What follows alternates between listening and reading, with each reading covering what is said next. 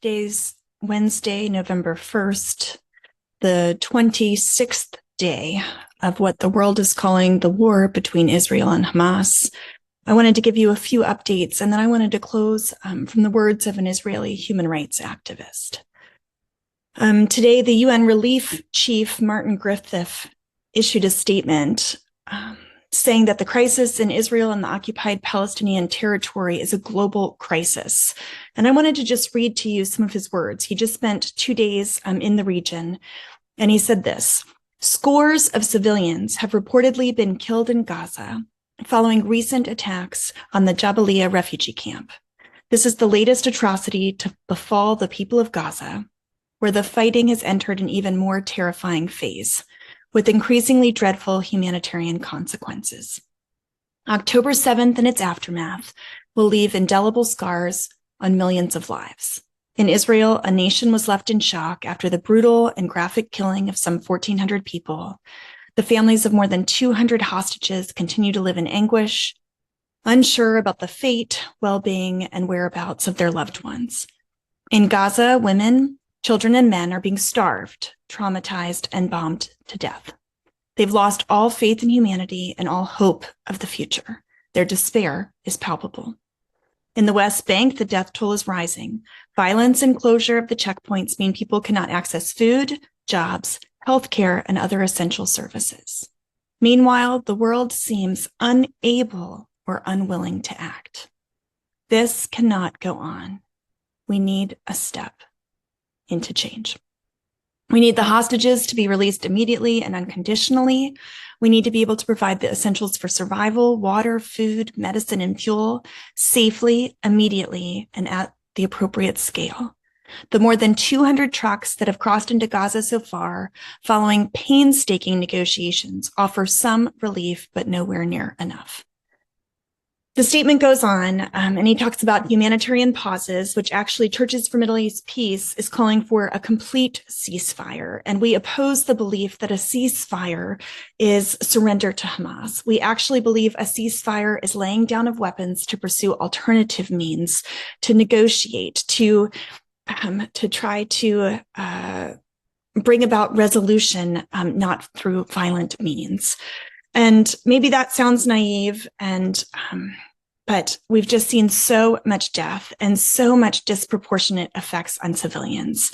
And so part of our call is, isn't there another way? And so Churches for Middle East Peace and many, many others are calling for a ceasefire.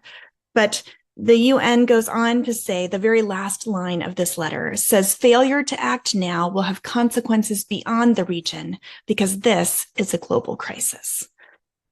And I wanted to summarize for you just a few of the statistics and highlights of what's happening right now. The numbers from OSHA, the Office for the Coordination of Humanitarian Affairs.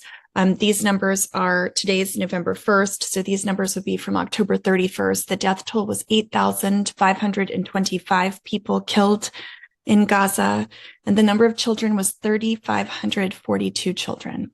2,197 women, with more than 21,000 people injured. In addition to the 2,000 people reported missing, probably under the rubble of destroyed buildings, including an additional 1,100 children. UNRWA, the UN Refugee Agency, said that after 25 days of intense hostilities, civilians in Gaza are facing desperate conditions: loss of life, internal displacement, widespread destruction of homes and civilian infrastructure, collapse of the health system, lack of fuel, and limited ability of basic assistance are some of the enormous challenges people are facing in the intensifying conflict. In the last 24 hours, 3 more UNRWA staff have been killed. So the total number of colleagues who work for the UN Refugee Agency is 70 UNRWA workers since October 7th. On October 31st, 59 trucks carrying humanitarian supplies, medical, food, drinking water were allowed through Rafah. This is significant because it's more than we've seen in past days. So you heard that number is about 200 trucks thus far. And so we're seeing that slowly pick up, but it is still not nearly enough. And the last comment from UNRWA was humanitarian assistance being provided is extremely challenging because of the lack of fuel, the ongoing bombardment, and destruction of infrastructure. The Rafah Gate opened for internationals to leave, so it was expected that 500 foreign nationals would be allowed to exit the Rafah crossing. The Secretary General of the Red Crescent in North Sinai reported to the news today. The White House confirmed that they were expected U.S. internationals to be allowed to leave through Rafah as well. One of the other things we saw happen was around the world, some international states have started to recall their diplomatic missions from Israel. So the Hashemite Kingdom of Jordan recalled its ambassador to Israel and have instructed the Israeli ambassador to Jordan to stay out of the country. That was reported by the Times of Israel. Elsewhere, Bolivia announced that it was severing diplomatic ties with Israel as a result of the civilian losses caused by the war campaign. And Chile and Colombia have recalled their ambassadors to Israel for consultations. One of the concerns that's been discussed is Egypt and Jordan both have peace agreements with Israel. And both Egypt and Jordan have very, very strong ties to the Palestinian people. And both are calling for an end to the bombing, of Palestinians in Gaza. And so there are concerns that at some point, the ambassador from Israel being asked not to enter Jordan and the ambassador from Jordan being recalled from Israel is significantly concerning. I wanted to talk just for a moment about Israeli citizens within Israel. Israel's population is more than 8 million people. Roughly 20% are Palestinian citizens of the state of Israel. And according to Israeli human rights groups, Palestinians and Arab Israeli citizens are being kicked out of schools and work due to speaking out and posting on social media if they support Gaza. The message from the government is that they have enemies within, that's a quote, for allowing the rampage. And police have given green lights to arrests of Palestinian citizens of Israel who are supporting Gaza and supporting an end to the bombing of Gaza. This morning, I talked to a Palestinian Christian who's a leader in the West Bank, and I received an update on what's happening in Bethlehem and in parts of the West Bank. I heard it's very, very difficult, if not impossible, to exit or enter, that Bethlehem is virtually closed off from other cities. It's dangerous to travel because of settlers, soldiers, and checkpoints.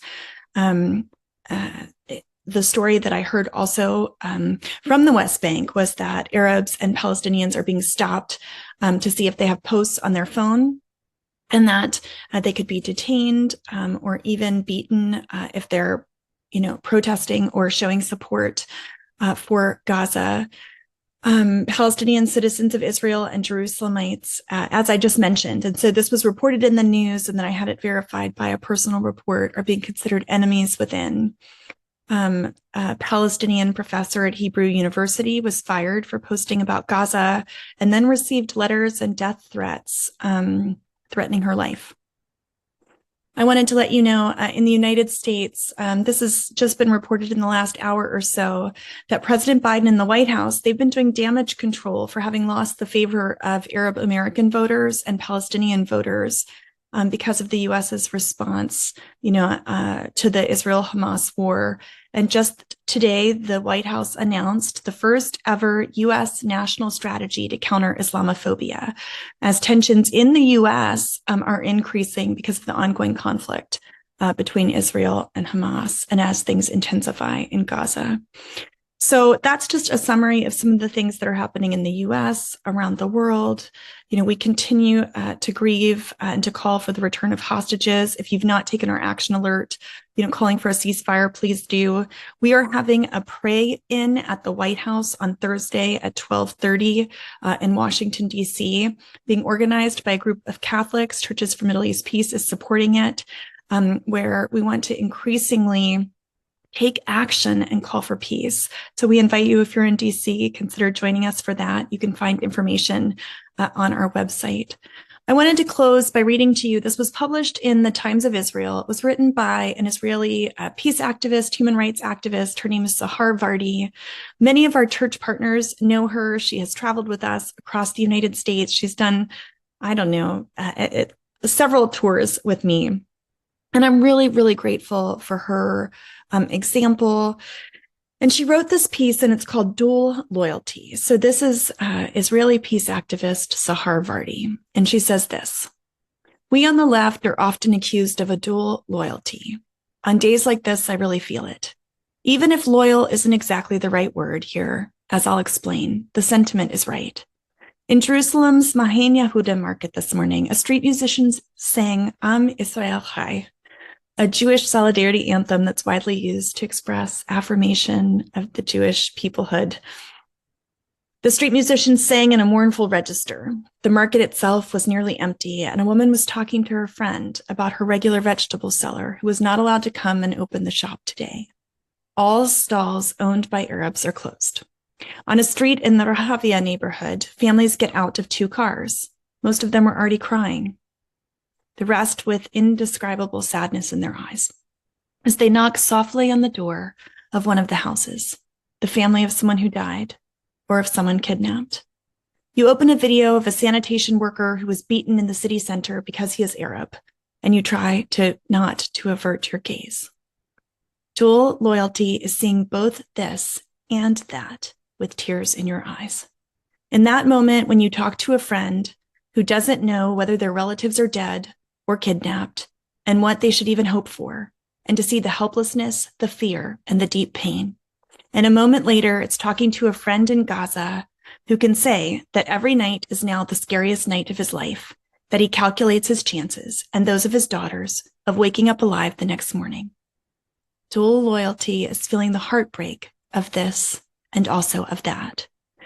It is to hold this moment between the heartbreak and pain and shock over the total destruction of Nur Az, and to think about all the people there, and at the same time to feel the horror over the impending total destruction of Shujaiya and think about all the people there.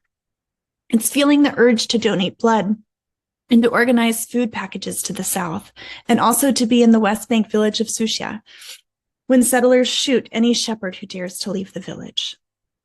Loyalty may not be the right word. It's dual pain, dual heartbreak, care, and love.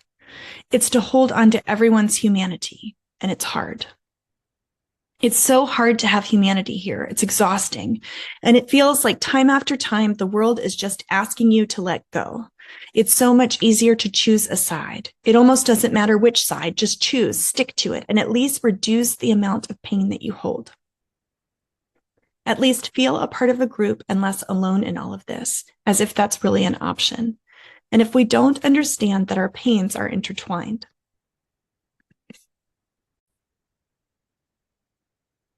That there is no solution only for the pain of Afakim without a solution for the pain of Khan Yunis. And we know it and recite it and feel the pain of it all over and over again. So what am I saying here and why? What's the point? Except to try to express this feeling of having 2 worlds that look so contradictory from the outside and feel so much the same from the inside. I think the closest I've come to an answer to why I'm writing is because somehow, in a heartbreaking and soul-crushing way, it also feels like the only optimism I can hold on to right now. Optimism that's based on the fact that it exists, that it's possible. And this pain that some of us are in, our small community hold, this dual loyalty, may it be the biggest hope for this place.